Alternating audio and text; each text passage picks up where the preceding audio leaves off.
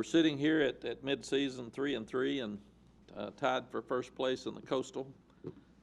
We probably would have taken this 6 weeks ago.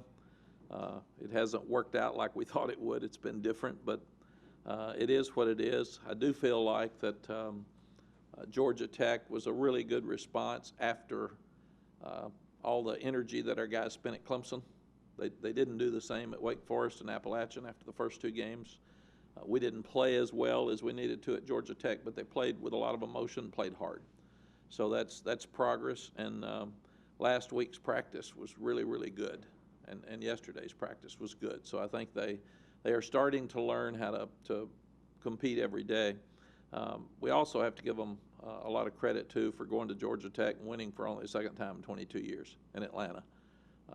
People kind of overlook that, and Georgia Tech went to a bowl last year. So, or at least 2 years ago, I think. So we haven't been to a bowl in at least 3 years. So the guys really deserve credit for going down there and playing as hard as they did. Our fans also deserve credit. We're only one of 9 schools in the country that have had 100% capacity for our home games. And that's really cool for the criticism we've taken in the past. I applaud our fans and thank our fans and our students for coming early and making a difference in our games, because that's something that we really, really need. There's been a lot of talk this week after byes that some of the teams in the ACC have not played well, and they've lost. So we went back and looked at our history after byes, and we're 37-1 since I've been coaching. We were 8-2-1 here, and obviously some of that's when we didn't beat anybody. With the 8-2-1, and the other at Texas we were 22-5. So I think what we're doing works. There's a lot more injuries when you go back and survey what's happened after your open date. I'm really not sure if that's not kids taking care of themselves on the weekend, if it's not coaches hitting the guys too hard. Our philosophy is that you rest the older ones that have played a whole lot. We didn't hit our backs last week. We hit the young ones, but we didn't hit the guys that have been playing all the time. And we really worked hard with all the younger ones to teach. And at the same time, we worked on Virginia Tech. So that's been our philosophy. Then we give them off Friday and Saturday and come back Sunday. And they did a great job, as I said, at practice yesterday. So I think a part of them and talking to them is they're really excited to be in the mix. People say, well, do they have a legitimate chance? Well, obviously we do. I mean, it's there for us. It's we control our own destiny, and every team is as good as we are moving forward. So we understand what's out there for us, and we've got to improve in a lot of areas, but it is what it is. The injuries are real, too. We've lost 4 starters in the secondary, and it's not just losing starters. You lose Nick Polino, and you lose some other Charlie Heck for a game or two, but when you lose them all at one position, it puts a tremendous amount of pressure on Jay Bateman and Dre Bly. They've just got to do a great job of coaching other guys. And I told them that's what it is. Everybody says next man up. Well, it is. And you've got to coach some guys that haven't played very much, and you've got to coach them really, really well. So that's important to us. Going to Lane Stadium, which is very difficult to play, but a fun place to play. We haven't done very well since they joined the ACC. We're 2-5. Up there, so it'll be a great challenge for us to go on the road, and they're 4-2. They come off of a great win over Miami and then beat Rhode Island this weekend, so they'll be all excited. Justin Fuentes, a good friend of mine. I did a number of his games when he was at Memphis, and then did some games at Georgia or at Virginia Tech as well. So he's a guy I've known for a long time. I like, I admire, I respect. It'll be fun to see him, and I'm proud of the job he's doing. Since they've changed quarterbacks to Hendon Hooker, who's from Dudley, they've really done well. He's a big, tall guy that's a powerful runner, but he's throwing the ball well, and their receivers are as good as anybody in the country, so it's not a good match for us with the defensive backs that we've lost. And when you look at Virginia Tech for 100 years, you talk about Bud Foster and his defense, because he does as good a job as anybody of changing it up and moving people and mixing it up and giving you different looks. So our offensive line will have to block guys that are moving a lot this weekend. We'll have to pick up a lot of blitzes. and Sam will have to do a good job controlling all that. And because of Frank Beamer and Beamer ball forever, you also know the kicking game's important when you go to Blacksburg. So guys are excited about it. We'll have a good week's practice and get ready to go and see where we are. Questions? How much stock do you put into opponents you played, what their results they accumulate during the course of the season, especially this weekend, a couple of teams that you beat had really big wins? Yeah, you look at South Carolina beating Georgia, and that has to give our guys confidence. You look at Clemson just dominating Florida State, and once again, it has to give our guys confidence. And one thing we asked them to do, their assignments on Thursday night, Friday, and Saturday were to watch NC State against Syracuse and go through a game plan in your mind and try to pit us against them. Watch Virginia against Miami. Watch Georgia Tech against Duke because you've played Georgia Tech. And then watch Clemson against Florida State, see where that is. Watch South Carolina. So there was a little buzz in the room yesterday about those upsets. It's interesting to me after I go back and have my 5 years in TV, and I'll try to say this where it makes some sense. I've always thought Goff was so different because there's a different winner every Sunday, and sometimes we've never heard of the guy. It's just out of nowhere. College football, other than Goff, to me, has the biggest change in a team's personality from week to week on a Saturday. You can see a team one week and they look absolutely great. You can see them the next week and they're awful. And it's the same people. And it's really hard to understand. But I think there's, other than maybe Goff, there's the biggest differential in teams in college football week to week. And I've learned that one game doesn't lead to another. So about the time you think somebody's there, they stink. They absolutely stink. And I know you all have to pick them every time. I used to pick them. I'd say, this is going to happen, man. And they were awful. Oh, and I was talking to the coach the night before, and he said, man, we've had a great week's practice, and we're ready to go. This game plan's great. I even text Stacy Searles. I picked Notre Dame to beat Miami when Miami won 10, and they killed Notre Dame.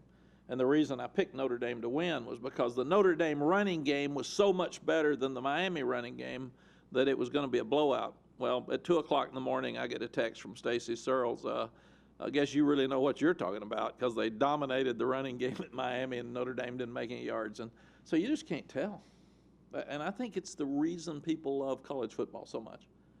Because when you show up, you've got no clue what's going to happen. These are kids. And it's just crazy.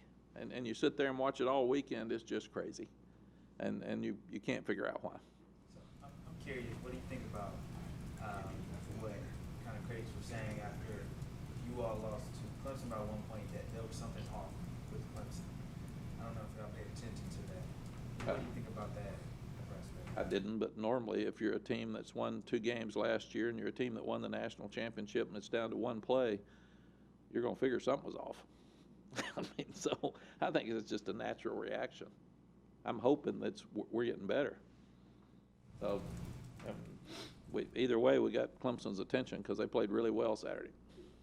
Who do you turn to in the secondary now, and guys you're looking at to kind of provide depth there with 2 of your starting corners out? Well, you've got Greg Ross, who's played a lot, and then you've got Obi, who's got to play some now. He's growing up. You've got Javon Terry, who can play and needs to play more. And we're going to look at DeAndre Hollins some at corner as well. For us, we're really just putting the guys out there and coaching the heck out of them. And that's what we said, you guys, it's time to play. And a lot of the guys that don't play whine about not playing. Here's your chance. Storm will start. Yes, I'm sorry. I'm counting him as the old experienced one. So I didn't even put him in the group, and he's playing really well. So we're really pleased with Storm, who 3 weeks ago we were afraid to put in a game, and then we have to start him against Clemson. So Dre's making his money. He's having to coach the heck out of them. And to me, no better person than Jay Bateman, who's dealt with this kind of stuff before. Army had a lot of numbers, but sometimes they didn't have the great players. So they had to do a tremendous job of scheming to cover some guys, and I have full confidence in Jay that he can do that, even though watching Virginia Tech, those receivers are really good. Mack, in the offseason, you said that quarterback was the biggest question mark for this team entering training camp. To see what Sam has done through 6 weeks, has that been surprising at all to you? It has been surprising to see what Sam's done. I'm really proud of him. He's tough.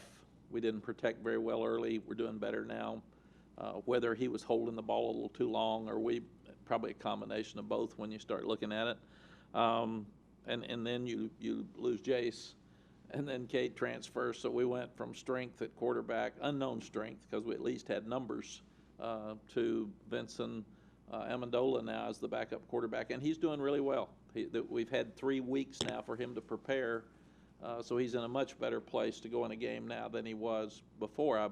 One of the disappointing things at Georgia Tech is when we didn't score, when we had opportunities early, I wanted to play a lot of guys, and we didn't get an opportunity to do that on offense. We did defense. Then when we put the white defense in, they scored in 5 plays or something. So that was a disappointment because we wanted Vincent to get some plays, and he didn't get to do it.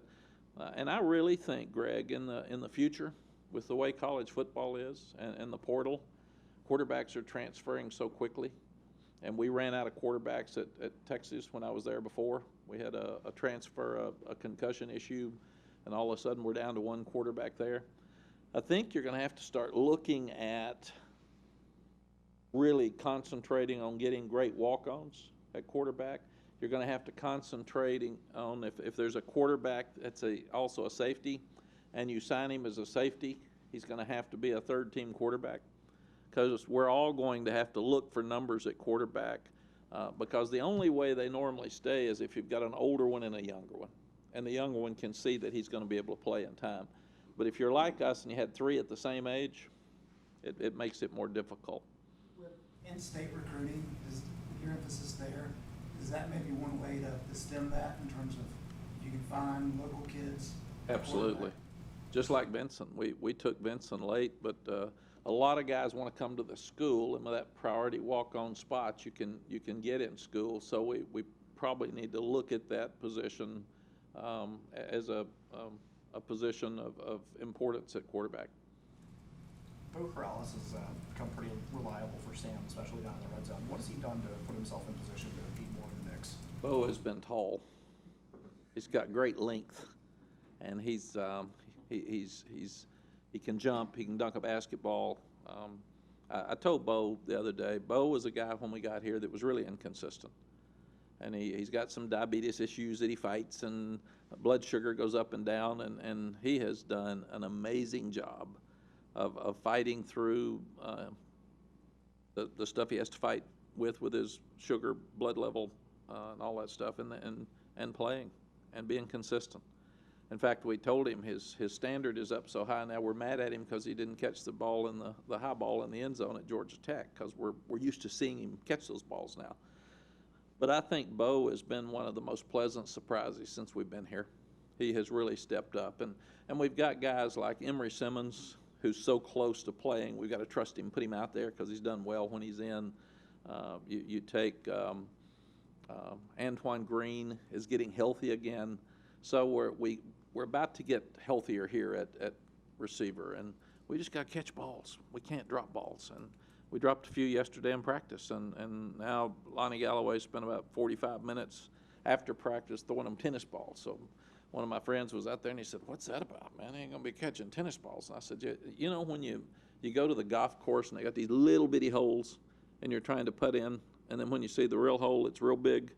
I haven't seen that big hole yet on my golf, but same thing with football. Football's huge. If you can catch a tennis ball and have to focus on it, you ought to be able to catch a football. Is it just purely focus on the drops that you've seen? I think so.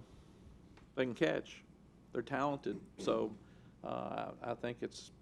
I tried to help them the other day in Atlanta and said, "It's the sun, man. The sun's in their eyes." Well, it wasn't any sun. It's shady. You mentioned Emory Simmons. What's your philosophy on the 4 games that freshmen can play? Do you have a certain? Have you played some? You don't do that in the season. You save them. What's kind of going on? Yeah, there? Ross, you know it's new. I mean, the rule was put into place, in my opinion, because we talked a lot about it at the AFCA, the American Football Coaches Association. The rule was put in place by and large at the end of the year when you had injuries to allow freshmen to play and not cost their redshirt year on kick teams and if you had a blowout. It also was put into place so if, like offensive linemen, at the end of the year, you're blowing somebody out, instead of them not even getting in a game, put them in a game for 10 plays and let them experience that. And I think that was a great rule. Now, after Kelly Bryant transfers after 4 games last year, it's opened up a brand new can of worms because guys across the country, I'm reading, are going to their 5th game, but the night before they're deciding they don't want to play anymore on the road. They're taking their shoulder pads off in the locker room saying, I'm not going to play.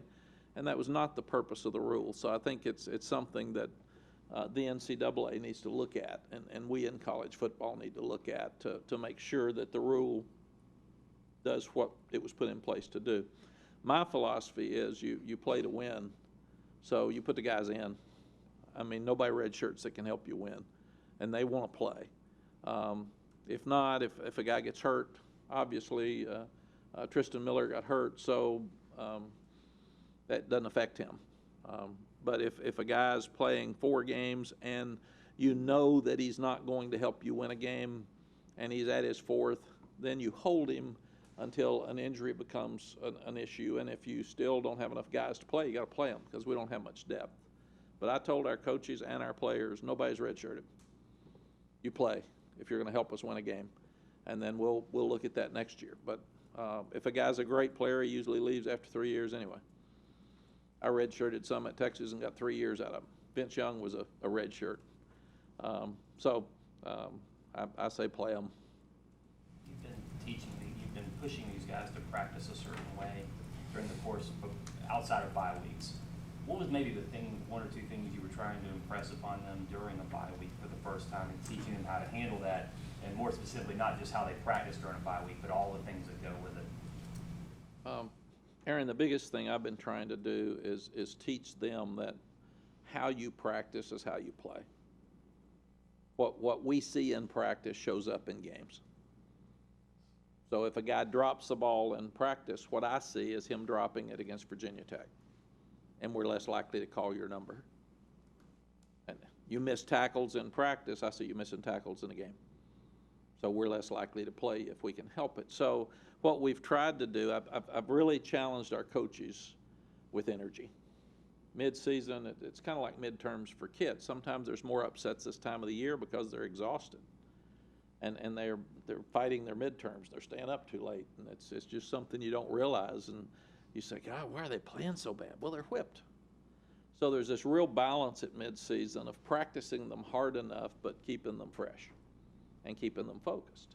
And it's one of the real challenges, but one of the real thrills in coaching. How do you get your team to play hard every week? How do you get them to be tough enough because you're hitting and being physical and stay healthy? I think one of the real tricks in coaching moving forward is practicing game speed and keeping your guys healthy.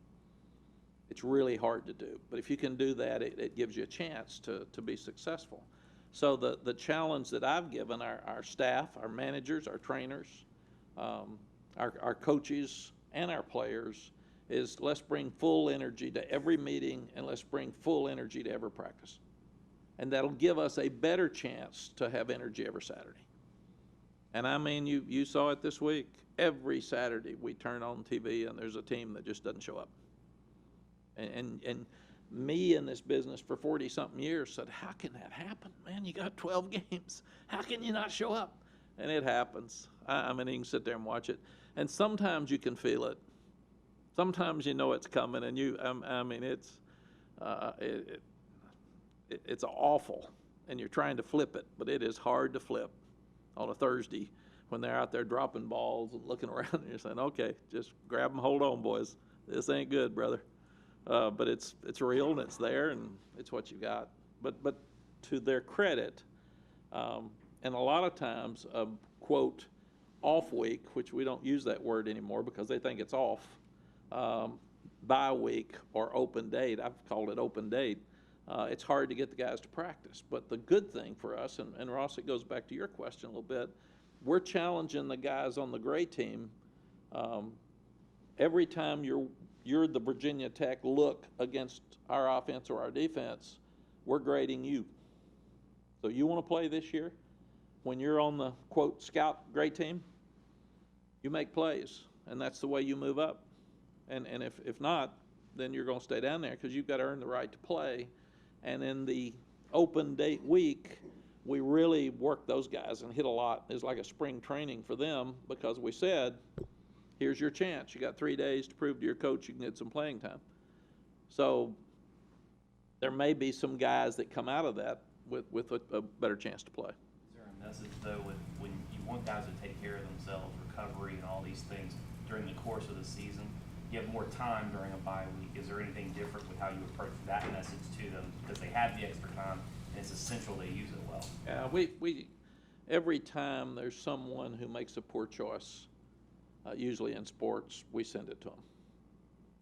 Every time somebody gets arrested, every time somebody's drinking too much, every time somebody's using drugs, we send it to them and say, make good choices. Because with bad choices, there's consequences. Every time in the meeting, we talk to them about that. And what we talked to them about this week was a lot of teams are losing the week after their open date. Maybe they're not taking care of themselves. It's up to you. I can't follow you around at night.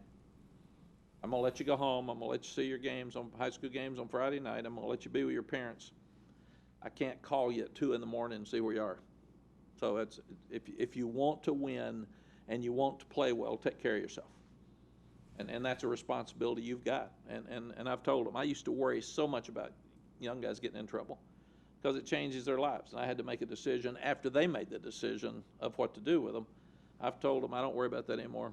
If you make a poor decision, you've got consequences, period. That's your choice, not mine.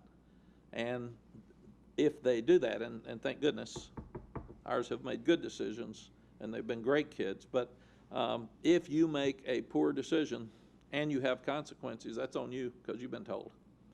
And the only thing bad about it from my standpoint is if I don't penalize you, because then I've lied to you. And I've lied to the team because we set standards and we have rules.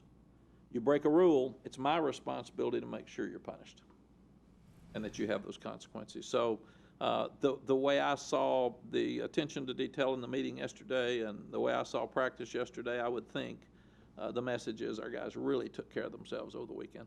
Do you find that when there's more accountability in that room, throughout the room, that there are less issues when the guys have their own time? Absolutely, and one of the problems you have when you have a transition is, do they trust you or not, number one, because you got to get to know them, then they got to trust you, and we were lucky that we sold them on a lot of stuff and they won the first 2 games, so that helped us with credibility.